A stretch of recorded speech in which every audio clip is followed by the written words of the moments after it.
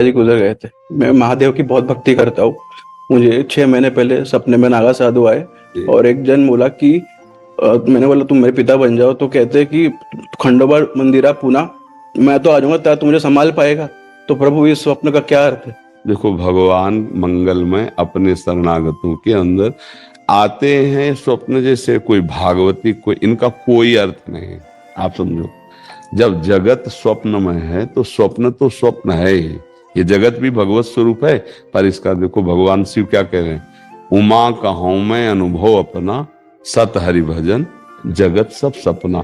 अच्छा, आप विचार करके देखो, स्वप्न में 3 प्रकार के स्वप्न होते हैं। एक होता सात्विक, जिसे आपने वर्णन किया। एक होता राजसिक, जिसमें हम भोग भोगते हुए नजर आते हैं। एक तामसिक, जिसमें लड़ाई झगड़ा मारकाट शुरू होती। और एक होते हैं बिल्कुल फेक, बिल्कुल व्यर्थ के, जिनका कोई मतलब नहीं होता। तो ये तीनों गुणों से आए हुए स्वप्नों में यदि कोई महात्मा आता है, कोई भगवान आते हैं, तो हम उसे भगवान की वृत्ति जो पवित्र है उसे कृपा समझते हैं। लेकिन हम उसको इस चिंतन में लेते कि इसका मतलब क्या होता है। कुछ मतलब नहीं होता, स्वप्न है। एक दिन राजा जनक जी ने स्वप्न में देखा कि मेरा राज्य छिन गया और मैं भिखारी बन गया और बहुत भूखा हूं। तो किसी तरह से दाल और चावल एकत्रित किए और तो मिट्टी की उसमें पका रहे थे। इतने में सांड आया और 2 लड़ते लड़ते वो सब बिखर गया। और वो बड़े भूख से व्याकुल ऐसे उठे, तो देखा कि राज सिंह सैया पर शयन कर। उनका ये सत्य कि वो सत्य जो अभी देख रहा था भिखारी बना और अभी देख रहा हूं कि राज सैया पर।